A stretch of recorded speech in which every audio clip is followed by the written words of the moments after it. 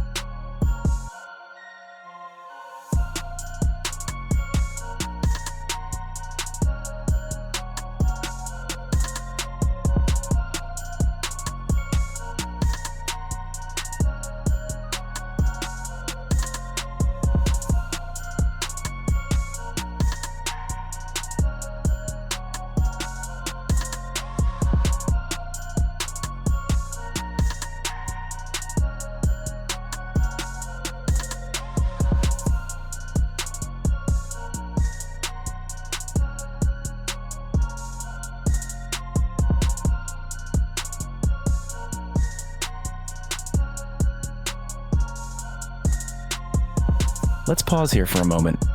As you may have noticed, the graphs for North America and Europe show a significant rise in emissions. This increase is closely linked to periods of intense industrialization and economic growth. The world's total emissions show an exponential increase, particularly after 1900.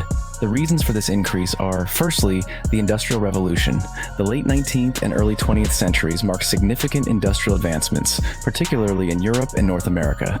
The widespread adoption of coal, oil, and gas for energy and industrial processes led to a substantial increase in CO2 emissions. Secondly, the economic growth, rapid economic development, and urbanization in the 20th century in the Western countries accelerated the consumption of fossil fuels. The growth of industries such as manufacturing, transportation, and energy production contributed to higher emissions. Thirdly, the technological advancements. New technologies facilitated mass production and increased energy demand. The development of automobiles, airplanes, and other fossil fuel-powered machinery played a significant role in the rise of emissions.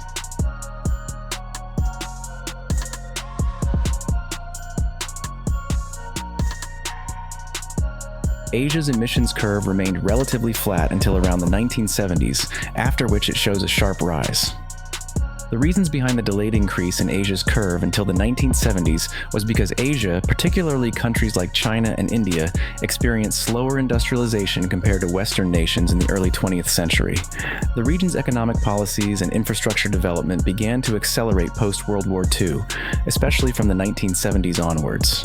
On the other hand, the 1970s marked a period of significant globalization, with many Western countries outsourcing manufacturing to Asian countries due to lower labor costs. This shift resulted in increased industrial activities and energy consumption in Asia. Also, economic reforms in countries like China For example, Deng Xiaoping's open door policy in 1978 led to rapid industrialization and economic growth. These reforms encouraged foreign investment, technological advancements, and the establishment of numerous industries. Finally, the post-1970s period saw significant urbanization in Asian countries, leading to higher energy demands and increased use of fossil fuels. The large population in countries like China and India contributed to the scale of industrial activities and energy consumption, resulting in higher CO2 emissions. It's important to note that the USA has historically emitted the most CO2 since the beginning of industrialization, making it the largest contributor to cumulative emissions.